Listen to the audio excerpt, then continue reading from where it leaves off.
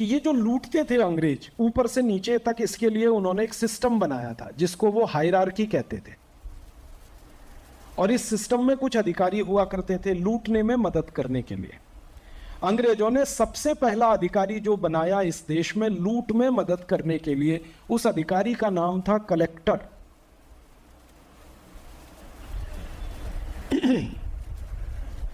अंग्रेजी शब्द है ना कलेक्ट। कलेक्ट माने इकट्ठा करना, कलेक्टर माने इकट्ठा करने वाला। क्या? लूट का माल।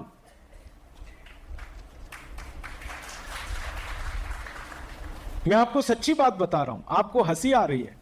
ब्रिटिश पार्लियामेंट में बाकायदा 3 साल बहस चली 1857 से 1860 तक कि इस लूट के पैसे को गांव गांव जाकर इकट्ठा कौन करे। तो अंग्रेजों ने कहा कि एक कलेक्टर नाम का अधिकारी बनाओ जो लूट के माल को इकट्ठा करे। तो कलेक्टर उन्होंने नियुक्त किया इस देश में। फिर कलेक्टर के ऊपर एक अधिकारी बनाया, उसका नाम था कमिश्नर। अंग्रेजी का एक शब्द है कमीशन। कमीशन में से निकला कमिश्नर। कलेक्ट में से निकला कलेक्टर, कमीशन में से निकला कमिश्नर। माने बात बिल्कुल स्पष्ट है। कमिश्नर माने कमीशन लेकर लूट का माल इकट्ठा करने वाला कमिश्नर। और कलेक्टर होता था, डिप्टी कलेक्टर होता था, एडिशनल डिप्टी कलेक्टर होता था, कमिश्नर होता था, चीफ कमिश्नर होता था, एडिशनल कमिश्नर होता था। ये पूरी हायरार्की अंग्रेजों ने बनाई। इसमें सबसे नीचे का जो अधिकारी होता था उसको कहते थे तहसीलदार। तहसीलदार सबसे नीचे का अधिकारी, और सबसे ऊपर का अधिकारी होता था चीफ सेक्रेटरी, कमिश्नर के भी ऊपर। तो ये थी अंग्रेजों की प्रशासन व्यवस्था। और इस पूरी प्रशासन व्यवस्था का एकमात्र उद्देश्य था लूटो और अंग्रेजों को दे दो, लूट लूट के अंग्रेजों को दे दो। तो कलेक्टर लूटता था, उसको कुछ कमीशन मिलता था। कमिश्नर लूटता था, उसको कुछ कमीशन मिलता था। वो कमीशन ये अपनी जेब में रखते थे और लूट का पूरा माल ईस्ट इंडिया कंपनी और अंग्रेजों को दिया करते थे। ये थी हमारी प्रशासन व्यवस्था। अंग्रेजों ने क्या किया था कि ये जो कलेक्टर की पोस्ट थी इसके लिए बाकायदा परीक्षा लेते थे। वो एंट्रेंस टेस्ट होता है, उसका नाम था ICS examination, Indian civil services examination. उसमें जो परीक्षा होती थी वो इस बात की कि कौन कितना लूटने की ताकत रखता है, उसको वो टेस्ट करते थे। परीक्षा लंदन में होती थी। गलती से एक भारतीय, महान भारतीय इस परीक्षा में पास हो गए। उनका नाम था नेताजी सुभाष चंद्र बोस। गलती से पास हो। गलती क्या थी? नेताजी को मालूम नहीं था कि ये परीक्षा क्यों होती है और कलेक्टर का काम क्या होता है। जब वो पास किया तब पता चला कि ये तो लूटने का सारा बिजनेस है। हुआ ये था कि नेताजी सुभाष चंद्र बोस के पिता थे जानकी नाथ बोस। वो बेटे को बार बार कहते थे कि तुमको कलेक्टर होना चाहिए, कलेक्टर होना चाहिए। जैसे आजकल बहुत सारे पिता कहते हैं, हर पिता का सपना है बेटा कलेक्टर बने, कलेक्टर बने, कलेक्टर बने। तो उस जमाने में भी था, क्योंकि लूटने को सबसे ज्यादा तो यही मिलता है ना। हर एक पिता ये चाहता है भगत सिंह पड़ोस के घर में हो, मेरा बेटा तो कलेक्टर हो। ऊधम सिंह पड़ोसी का बेटा बने, मेरा बेटा तो कलेक्टर बने। लूट लूट के लाए, घर में भरे। तो जानकीनाथ बोस का भी यही सपना था, मेरा बेटा कलेक्टर बने। और बेटा का पिता से झगड़ा चलता था। वो कहते थे मुझे तो भारत माता की सेवा करनी है, और वो कहते हैं नहीं तुमको कलेक्टर बनना। एक दिन क्या हुआ, पिताजी ने अपने बेटे को टॉन्ट कस दिया, चिढ़ा दिया, और ये कहा कि तू कलेक्टर बन नहीं सकता, परीक्षा पास नहीं कर सकता, इसलिए बोलता है कि नहीं बनना, नहीं बनना। तो बेटे को ये बात चुभ गई। उन्होंने उसी दिन अपना ब्रीफ केस उठाया, लंदन चले गए नेताजी सुभाष चंद्र बोस। कैम्ब्रिज यूनिवर्सिटी में एडमिशन लिया। ये 1921 की कहानी है। कैम्ब्रिज यूनिवर्सिटी में एडमिशन लेके 8 महीने के अंदर परीक्षा पास की उन्होंने। और परीक्षा पास नहीं की, टॉप किया। मेरिट लिस्ट में उनका 4था स्थान था, 4th पोजीशन। किसी भारतवासी को कभी भी कलेक्टरी की परीक्षा में मेरिट नहीं आई थी। नेताजी सुभाष चंद्र बोस के पहले एक भारतवासी और थे जिन्होंने ये परीक्षा पास की थी, अरविंदो घोष। लेकिन अरविंदो घोष की मेरिट नहीं थी। ध्यान से सुनिएगा इस बात को। नेताजी सुभाष चंद्र बोस की मेरिट आई थी। अरविंदो घोष ने परीक्षा पास की थी और मेरिट में उनका नंबर शायद 246वां या ऐसा कुछ था। नेताजी सुभाष का 4था स्थान था। 8 महीने में परीक्षा पास की थी और अंग्रेजों के सब्जेक्ट लेकर परीक्षा पास की थी। इंडियन सब्जेक्ट नहीं लिए थे उन्होंने, यूरोपियन हिस्ट्री लिया था उन्होंने आईसीएस की परीक्षा पास करने के लिए, और उसमें मास्टरी करी, परीक्षा में 4th पोजीशन आई, कलेक्टर हो गए। होने के बाद उनको पता चला कि यहाँ तो सारा कमीशन खोरी का बिजनेस है। उनको कहा गया कि तुमको भारत में पोस्टिंग मिलेगी, इतना लूटना है, उसमें इतना तुम्हारा कमीशन होगा, और हर बार पोस्टिंग में तुम्हारी तरक्की होती जाएगी। तुम जितना ज़्यादा ईस्ट इंडिया कंपनी को लूट लूट के दोगे, उसी के हिसाब से तुम्हारा प्रमोशन होगा। नेताजी सुभाष ने कहा कि मैं ये नौकरी नहीं कर सकता, और उसी समय उन्होंने इस्तीफा दिया, रिजाइन किया। जब उन्होंने इस्तीफा दिया तो उनके पिता बहुत दुखी हुए, लेकिन उन्होंने पिता से ये कहा कि मैं भारत माता के लोगों को लूट नहीं सकता, और ये पूरी नौकरी लूट करने के लिए है, मैं नहीं जा सकता इस नौकरी। इस्तीफा देके वापस आए, और वापस आने के बाद की कहानी आप सब जानते हैं, उन्होंने भारत में क्या क्या किया, और अंत में इंडियन नेशनल आर्मी बनाई और उससे अंग्रेजों के खिलाफ लड़ा, और अंग्रेजों को भारत से भगाने में उनका बहुत बड़ा योगदान था। तो इस कहानी से जो मैं समझाना चाहता हूं आपको कि कलेक्टर की पोस्ट थी लूटने के लिए, कमिश्नर की पोस्ट थी लूटने के लिए, डिप्टी कलेक्टर की पोस्ट थी, ये था पूरा सिस्टम। अब उसी सिस्टम की मदद से अंग्रेजों ने लूटा 300 लाख कोटि रुपए।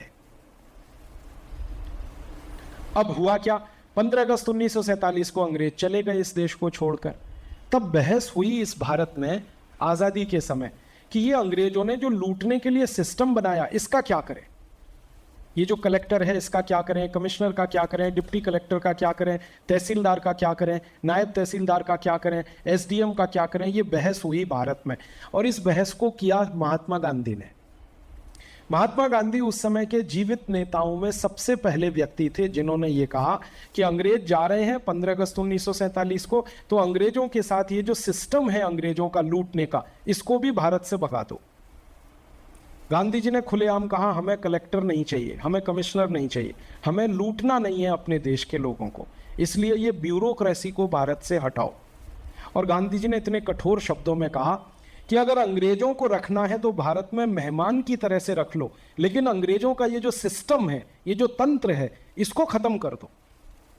गांधी जी को सपोर्ट करने वाले अकेले एकमात्र दूसरे नेता थे उस समय, जिनका नाम था सरदार वल्लभ भाई पटेल। उन्होंने कहा कि मैं सहमत हूं बापू आपकी बात से, हमें कलेक्टर कमिश्नर आदि आदि नहीं चाहिए, ये हमें खत्म कर देना ही चाहिए। और इसी एक काम के लिए महात्मा गांधी ने सरदार वल्लभ भाई पटेल को गृह मंत्री बनाया था, क्योंकि गृह मंत्री के कंट्रोल में ये रहते हैं सारे कलेक्टर कमिश्नर आदि आदि। सरदार पटेल को गृह मंत्री बनाने की जो योजना थी वो ये थी कि ये बनेगा जब गृह मंत्री, तो ये तय करेगा कि ये खत्म हो, कलेक्टर कमिश्नर कानून खत्म हो। इंडियन सिविल सर्विसेज एक्ट को खत्म कराना चाहते थे गांधी जी, और लूट के सब कानूनों को खत्म कराना चाहते।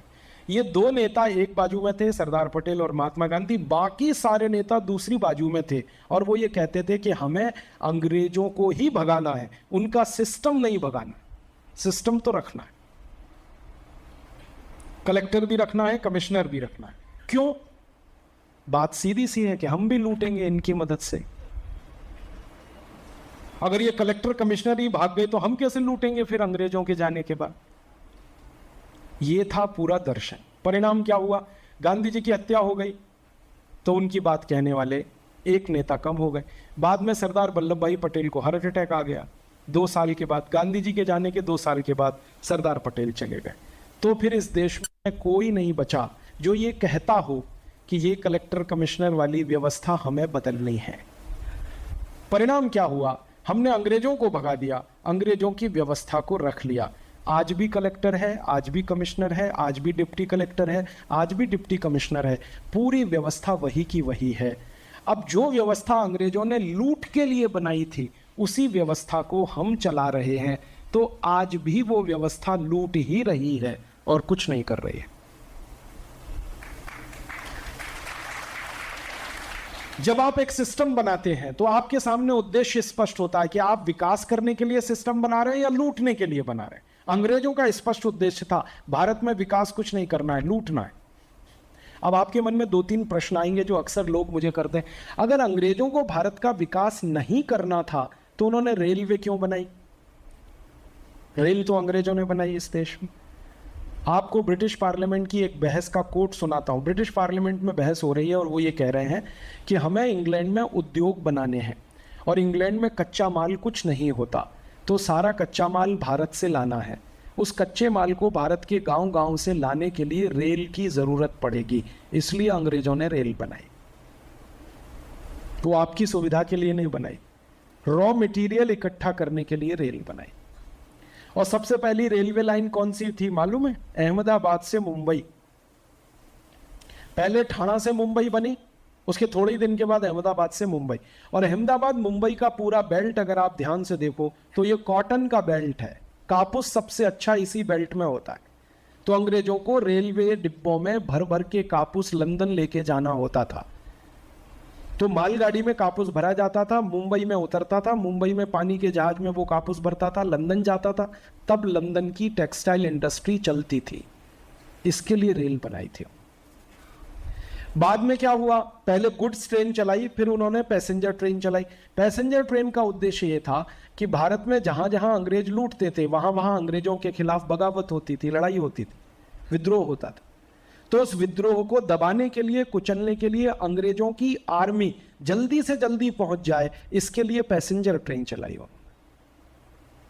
तो आपके लिए नहीं चलाई थी पैसेंजर ट्रेन, आर्मी के लिए चलाई थी। एक और गहरी बात कहता हूं आपसे, जब अंग्रेजों के कलेक्टर कमिश्नर गांव-गांव जाके लूटते थे तो तंत्र क्या था? अंग्रेजों ने गांव के शेतकरी को लूटने के लिए एक टैक्स लगा रखा था जिसका नाम था लैंड रेवेन्यू। लगान जिसको हम कहते हैं, मालगुजारी जिसको कहते हैं, लैंड रेवेन्यू। लैंड रेवेन्यू कितना था? कुछ भारत के इलाके जहां सबसे अच्छा खेती का उत्पन्न है वहां पे लैंड रेवेन्यू था 90%, 90%। कोई भी शेतकरी जो उत्पन्न करता था, गेहूं, चावल, चना, दाल, इसका 90% अंग्रेज लूटते थे शेतकरी का। 100 क्विंटल किसी ने गेहूं उत्पन्न किया, 90 क्विंटल गेहूं ईस्ट इंडिया कंपनी लेती थी, 10 क्विंटल शेतकरी के पास बचता था। और गांव गांव से ये गेहूं कलेक्ट होके मालगाड़ी के डब्बों में भर के मुंबई जैसे स्थान पे पहुंचाया जाता था, जहां से शिप में भर के वो गेहूं इंग्लैंड जाता था। और इंग्लैंड में फिर उससे बेकरी इंडस्ट्री चलती थी, पाव रोटी बनती थी, डबल रोटी बनती थी। उस समय इंग्लैंड में गेहूं नहीं होता था, भारत से जाता था। तो गांव के शेतकरी से लूटना और इंग्लैंड भेजना। अब शेतकरी समाज कई बार अंग्रेजों से झगड़ा करता था, इसके लिए नहीं देते थे, बहुत सारे शेतकरी लगान नहीं देते थे, तो अंग्रेज फिर उनके साथ मारपीट करते थे। कानून बनाए हुए थे कि जो शेतकरी लगान नहीं देगा उसको मारा जाए, पीटा जाए। तो कोड़े से मारते थे, लेशेस, जिसमें लोहे की कील लगी रहती थी। और किसी भी शेतकरी को 100 कोड़े मारते थे, 5 कोड़े खाते खाते शेतकरी मर जाता था। ये उनका तरीका था लैंड रेवेन्यू कलेक्ट करने का। सारे देश में इसके खिलाफ शेतकरी समाज में विद्रोह हुआ था और अंग्रेज अधिकारियों को कई शेतकरी नागरिकों ने गर्दन से काट दिया था। तो ब्रिटिश पार्लियामेंट में चर्चा हुई कि ये अंग्रेज अधिकारी जो कलेक्टर कमिश्नर हैं, इनकी सुरक्षा के लिए कुछ करो। तो इन अधिकारियों की सुरक्षा के लिए अंग्रेजों ने पुलिस बनाई और उसके लिए कानून बनाया, इंडियन पुलिस एक्ट। पुलिस का काम क्या? लूट करने वाले अधिकारियों को सुरक्षा देना ताकि वो पूरी ताकत से लूट सके। इसके लिए पुलिस बनाई। और पुलिस जब बनाई तो कानून तय कर दिया, इंडियन पुलिस एक्ट। इस कानून को अगर आप ध्यान से पढ़ें तो इस कानून का मूल मंत्र एक वाक्य में मैं सुनाता हूं। पूरे कानून का एक ही मतलब है, पुलिस अधिकारी के हाथ में सारे अधिकार और भारतीय नागरिक के हाथ में कुछ नहीं। कोई भी पुलिस अधिकारी आपके साथ कभी भी बदतमीजी कर सकता है, आप उसका कुछ नहीं बिगाड़ सकते। वो आपको डंडे से पीट सकता है क्योंकि डंडा उसके हाथ में है, क्योंकि अंग्रेजों ने कानून से उसको डंडा दिया हाथ में। और अंग्रेजों ने इस इंडियन पुलिस एक्ट में जब इसका डिस्क्रिप्शन किया, वर्णन किया, तो उसमें लिखा कि हर पुलिस अधिकारी को राइट टू ऑफेंस है, किसी भी भारतवासी को राइट टू डिफेंस नहीं है। ये कानून है इंडियन पुलिस एक्ट और बनाया गया लूट करने वाले अधिकारियों की सुरक्षा के लिए। तो पुलिस वही काम आज तक कर रही है। अंग्रेजों ने जिस उद्देश्य से बनाया था उसी उद्देश्य को आज भी पुलिस पूरा कर रही है। कलेक्टर को प्रोटेक्शन देती है, कमिश्नर को प्रोटेक्शन देती है, भ्रष्ट नेताओं को प्रोटेक्शन देती है। भ्रष्ट नेता, भ्रष्ट अधिकारी जितना लूटना चाहें लूटें, पुलिस का पूरा समर्थन और सहयोग इन लूटखोर पुढ़ारियों को, अधिकारियों को हमेशा मिलता है। और लूटने वाले भारतवासी को कभी भी पुलिस का सहयोग और समर्थन नहीं मिलता, क्योंकि कानून ऐसा है। और एक इंटरेस्टिंग बात बताता हूं, जब आप लूटोगे और लूटने के लिए पुलिस भी आपके साथ है, मैं आपसे ये कहूं कि मैं लातूर में आऊं और आपको लूटूं, जेब काटूं, आपके घर में जाके डकैती डालूं, आप क्या करोगे? पकड़ के पुलिस को दे दोगे। लेकिन पुलिस अगर मेरा सहयोग कर रही है लूटने में तो क्या करूंगा? कुछ नहीं कर सकते आप। अगर कानून ऐसा है कि मैं आपकी जेब काटूं, वो कानूनन है। ऐसे में जेब काटूंगा, आप हल्ला मचाओगे, चिल्लाओगे, मेरी जेब क्यों काटी, ऐसा क्यों किया, वैसा क्यों किया। मान लो लातूर में कानून ही बन जाए जेब काटने का, तब क्या करोगे आप? और मैं जब कानून से जेब काटूंगा आपकी, तो कहूंगा मैं तो कानून का पालन कर रहा हूं, आपकी जेब कटे तो मेरे का क्या लेना देना इससे। सारे पुढ़ारी यही कहते हैं, हम लॉ एंड ऑर्डर मेंटेन करते हैं, माने लूटने के कानूनों का पालन करते हैं। अब आपकी लूट होती है तो हम क्या करें इसमें? हम तो कानून का पालन कर रहे हैं, अब कानून लूटने के लिए तो हम क्या करें? ये लूटने के कानून कैसे हैं? आप व्यापार करते हैं, उद्योग चलाते हैं, तो सबसे पहले आपको लूटा जाता है सेंट्रल एक्साइज ड्यूटी के नाम पे। ये अंग्रेजों के जमाने से बना हुआ कानून है, सेंट्रल एक्साइज एक्ट। और अंग्रेजों ने जब ये कानून तय किया था तब बहस हुई थी ब्रिटिश पार्लियामेंट में। तो ये बहस थी कि भारत के व्यापारियों को कैसे कैसे लूटा जाए। किसानों को, शेतकरी को लूटने के लिए लैंड रेवेन्यू, और व्यापारियों को लूटने के लिए क्या करें। तो एक अंग्रेज होता था, उसका नाम था विलियम विल्बरफोर्स। उसने कहा कि भारत के व्यापारी जो उत्पादन करते हैं सबसे पहले वहीं लूटो उसको।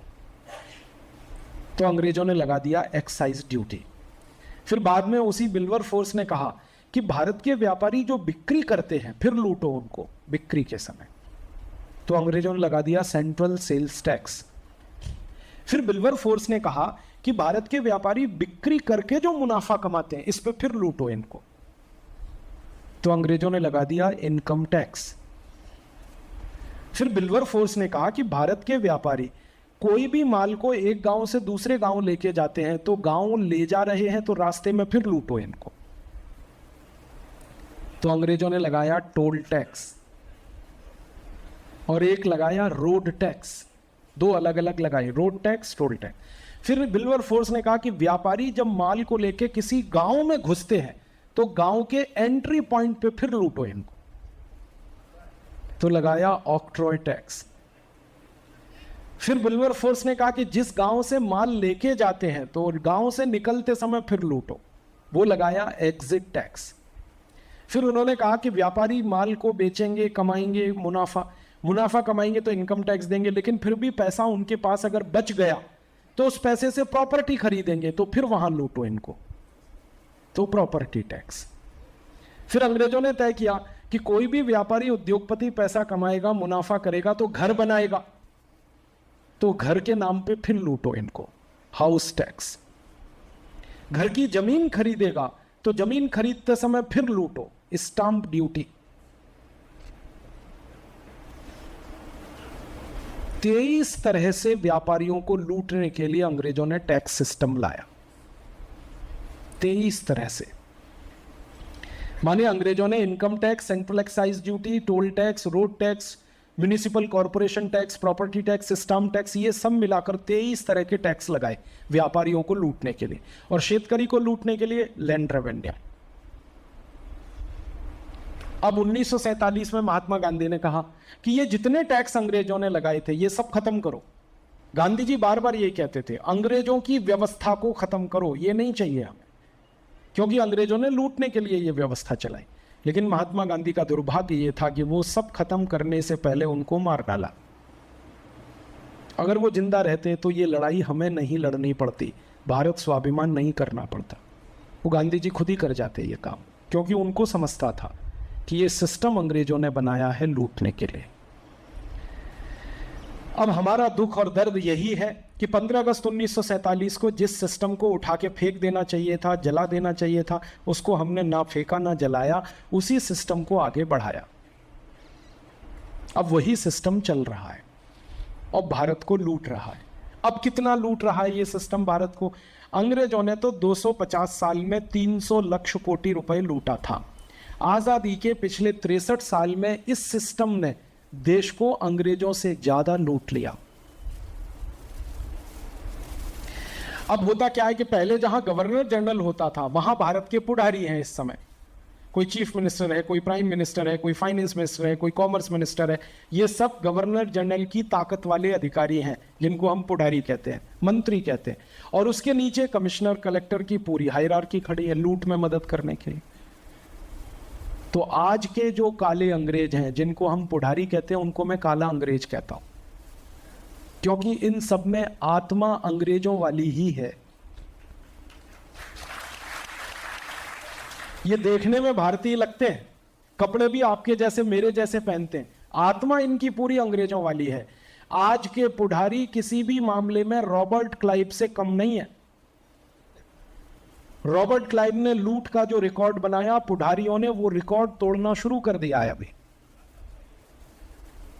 उदाहरण दो, एक काला अंग्रेज पुढ़ारी इस देश में, उसका नाम है मधु कोड़ा।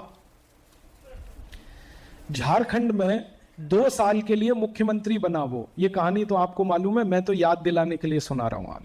मधु कोड़ा नाम का एक काला अंग्रेज पुढ़ारी के रूप में झारखंड का सीएम बना, चीफ मिनिस्टर, मुख्यमंत्री, 2 वर्ष के लिए।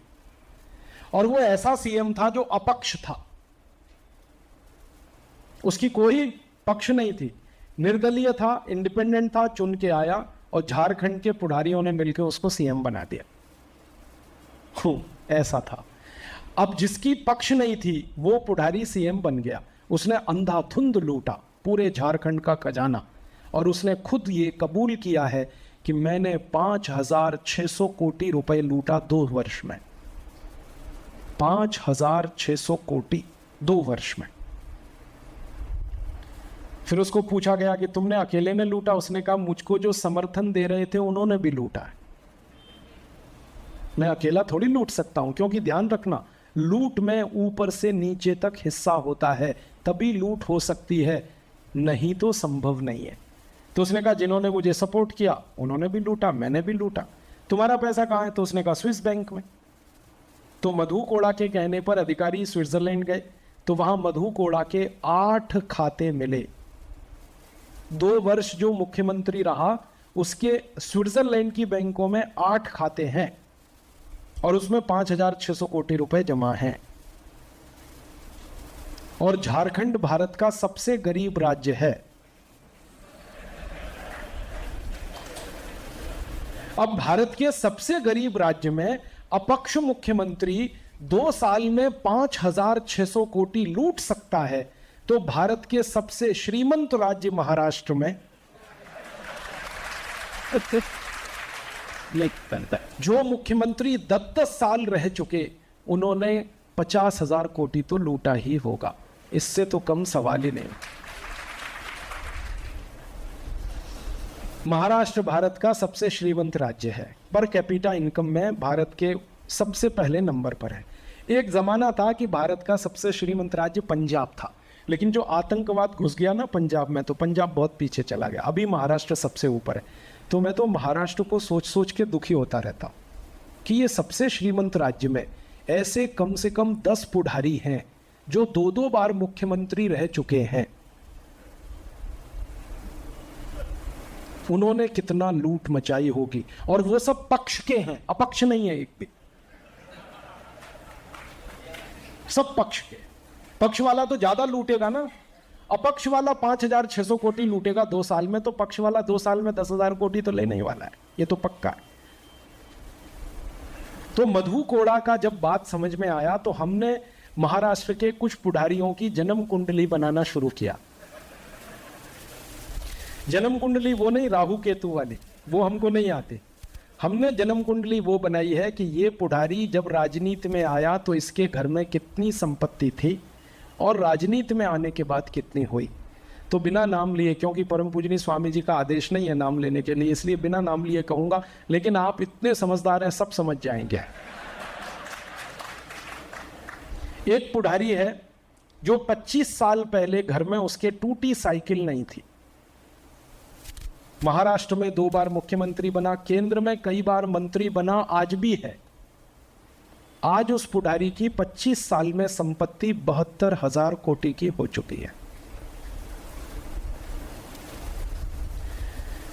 25 साल पहले जिसके घर में 1 इंच जमीन नहीं थी, 1 स्क्वायर इंच जमीन नहीं थी, आज उस पुढारी के पास मुंबई से पुणे के बीच की हजारों एकड़ जमीन है, उस अकेले पुढारी के पास। ऐसी एक पुढारी है जो नासिक में 25 साल पहले सिनेमा का टिकट ब्लैक करता था, और हमारे पास उसके प्रमाण है। पुलिस रिकॉर्ड से हमने प्रमाण निकाले। 25 साल पहले नासिक में सिनेमा का टिकट ब्लैक करता था, मुख्यमंत्री हुआ, 2 बार मुख्यमंत्री हुआ, आज उसकी संपत्ति 55,000 कोटी की है। इसी महाराष्ट्र में एक पुढारी है जो 25 साल पहले दादर रेलवे स्टेशन पर भाजीपाला बेचता था, आज उसकी संपत्ति 45,000 कोटी की है। और सारे भारत में ऐसे पुढारियों की संख्या 80,000 है। मैंने 3 बताए, अभी 4 बताए, एक मधु कोड़ा और बाकी ये 3। मधु कोड़ा का नाम क्यों लिया? क्योंकि परमिशन मिल गई है, कोर्ट ने कहा है कि इसका नाम ले सकते हैं। बाकी का नाम कब लेंगे? जब कोर्ट परमिशन दे देगा तो उनका भी ले लेंगे। लेकिन आपको समझाना चाहता हूं कि लूट कितने बड़े पैमाने पर चल रही है। अब मधु कोड़ा को मैं मानता हूं कि ये रॉबर्ट क्लाइव का पुनर्जन्म है। रॉबर्ट क्लाइव मर गया, उसकी आत्मा इसमें प्रवेश कर गई, और रॉबर्ट क्लाइव मर गया, उसी की आत्मा महाराष्ट्र के इन 3 पुढारियों में प्रवेश की हुई। लूट रहे हैं, जम के लूट रहे हैं, और पूरा खानदान लूट रहा है, अकेले नहीं लूट रहे, पूरा खानदान लूटने में लगा, पूरा परिवार लूटने में लगा रखा। बेटी लूट रही है, दामाद लूट रहा है, भतीजा लूट रहा है, सब लूट रहे हैं। और इसको हम कह रहे हैं साहब देश की सेवा कर रहे हैं। आहा, कितना सुंदर वक्त। साहब देश की सेवा कर रहे हैं। दूसरा हिस्सा दिखता नहीं कि वो दनादन लूट रहे हैं। ये जो लूटने वाले साहब है ना, इनके बेटे बेटियों का कुछ हमने हिसाब किताब जोड़ा। आप हैरान हो जाएंगे सुनकर कि ये लूटखोर पुढारियों के बेटे या बेटियां जब शॉपिंग मॉल में जाके शॉपिंग करते हैं तो 1 मिनट में 20,000 रुपए खर्च करते हैं। 1 मिनट में 20,000 रुपए पर मिनट का उनका एक्सपेंडिचर है शॉपिंग मॉल में जाके खरीदी करने का। ये अभी मैं पुणे गया एक शॉपिंग मॉल में, इसीलिए गया कि अक्सर वहाँ पुढारियों के बेटे बेटी आते हैं खरीदने को। वहाँ जाकर मैंने कैलकुलेशन किया। मैं पूछा 1 घंटे की शॉपिंग कितने रुपए की होती है उनकी? तो उन्होंने कहा आप 1 घंटे की बात कर रहे हैं, आधे घंटे की पूछो, 15 मिनट की पूछो। तब कैलकुलेट करते करते 1 मिनट पे आया तो 20,000 रुपए खर्च कर देते हैं, ऐसे ही फेंक देते हैं शॉपिंग मॉल। और दुख मुझे ये है कि भारत के 84 कोटी लोगों को 24 तास में खर्च करने के लिए 20 रुपए नहीं है जेब में। 84 कोटी लोग एक दिन में 24 तास में 20 रुपए खर्च नहीं कर पाते, और ये लूटखोर पुढारियों के एक एक बेटा या बेटी का शॉपिंग मॉल का खर्चा 20,000 रुपए। ऐसा भारत बना दिया आजादी के 63 साल। और अब की जो राजनीति है वो राजनीति क्या है? सत्ता में आओ, मंत्री बनो, लूटो, लूट के पैसे से दोबारा चुनाव जीतो, फिर मंत्री बनो, फिर लूटो, फिर पैसे खर्च करो, फिर चुनाव जीतो, फिर लूटो, फिर मंत्री बनो। एकमात्र कार्यक्रम है ये, एकमात्र। और वोट लेके जीत के मंत्री बनना बहुत जरूरी है, नहीं तो लूटेंगे कैसे? तो वोट लेने के लिए पैसे खर्च करो, दारू की बोतल दो, 1,000 रुपए देना पड़े, 1,500, 2,000, एक एक परिवार को पैसे पहुंचाओ, शराब पहुंचाओ, और आप उनको साड़ियां दो, कुछ भी टेलीविजन दो, जो देना है दो, वोट ले लो, माने खरीदो वोट, ताकि आपको लूटने का लाइसेंस मिले। और हम सब क्या कहते हैं? हमने तो ये पुढारी को चुन के दे दिया 5 साल के लिए, आप इसको करेक्ट करिए। आपने 5 साल के लिए उसको लूट का लाइसेंस दे दिया, चुन कर नहीं दिया। अब 5 साल वो लूटेगा, आप कुछ नहीं बिगाड़ सकते उसका। और अगले 5 साल बाद फिर आ गया तो फिर लूटेगा, फिर कुछ नहीं बिगाड़ सकते आप उसको। और इसलिए हर पुढारी ने अपने पूरे खानदान को उतारा है इस बिजनेस में, क्योंकि इससे अच्छा कोई बिजनेस नहीं है। यहाँ इनिशियल पेड अप कैपिटल 0 है ईस्ट इंडिया कंपनी की तरफ से, और आमदनी लाखों कोटि रुपए की। आपको कुछ लाख या कुछ कोटि रुपए कमाने बहुत मेहनत करनी पड़ती है, उद्योग चलाना पड़ता है, व्यापार करना पड़ता है, फिर गालियां सुननी पड़ती है, ग्राहक की गालियां सुनो और फिर टैक्स डिपार्टमेंट की गालियां सुनो। कितनी तकलीफों से आप कुछ कोटि कुछ लक्ष रुपए कमाते हैं। इन पुढ़ारियों को तो कुछ नहीं सुनना है। मैं कई बार ये सोचता हूं कि मान लो मैं आपका बिजनेस पार्टनर बनूं तो मुझे कुछ ना कुछ इन्वेस्ट करना पड़ता है, अदरवाइज मैं आपका बिजनेस पार्टनर नहीं बनता। ये पुढ़ारी तो बिना इन्वेस्टमेंट के पार्टनर हैं आपके। ये तो सीधे लूट लेते हैं आपसे, डोनेशन के नाम पे लूटते हैं, धमका के डरा के लूटते हैं, फोन करवाते हैं, गुंड बदमाशों से फोन आते हैं आपके पास, इतना दे दो, नहीं तो ये करेंगे, नहीं तो वो करेंगे, नहीं तो ऐसे करेंगे। टैक्स के रूप में तो लूटते ही हैं, गुंड टैक्स के रूप में अलग लूटते हैं। यही सारा सिस्टम चल रहा है। अब इस सिस्टम ने दुष्परिणाम क्या पैदा किया है? आजादी के 63 सालों में भारत के पुढ़ारियों ने और अधिकारियों ने मिलकर जो लूटा हुआ धन है उसका अभी कैलकुलेशन किया एक बहुत बड़ी संस्था ने, उसका नाम है टैक्स जस्टिस नेटवर्क। ये अंतर्राष्ट्रीय संस्था है। ये संस्था एकमात्र काम करने के लिए बनी है कि दुनिया के देशों में जो भ्रष्टाचार होता है, जो लूटखोरी होती है, उस पर अध्ययन करना, अभ्यास करना। टैक्स जस्टिस नेटवर्क का अध्ययन भारत के बारे में क्या है? उनका कहना है 2006 के साल तक के आंकड़े बता रहा हूं, उसके आगे के आंकड़े अभी तक उन्होंने खुद नहीं तैयार किए। उनका कहना है कि 2006 के साल तक भारत के भ्रष्ट पुढ़ारियों ने 258 लाख कोटि रुपए लूट लिया और विदेशी बैंकों में जमा कर दिए। इसमें से 72 लाख कोटि रुपए स्विस बैंक में है और बाकी बचा हुआ दुनिया के 70 देशों की बैंकों में है। ये 2006 के फिगर हैं। अब 2007 भी चला गया, 2008 भी चला गया, 2009 भी चला गया और अब 2010 आधा चला गया।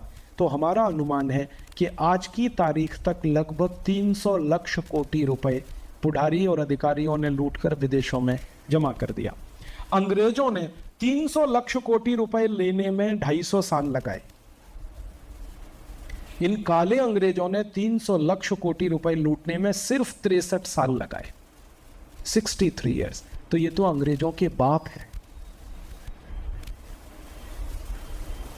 और ये बेशर्म लूट को हम हिंदुस्तान में डेमोक्रेसी कहते हैं, लोकतंत्र कहते हैं। मैं विनम्रता से कह रहा हूं ये लूट तंत्र है, ये लोकतंत्र तो कहीं भी नहीं है।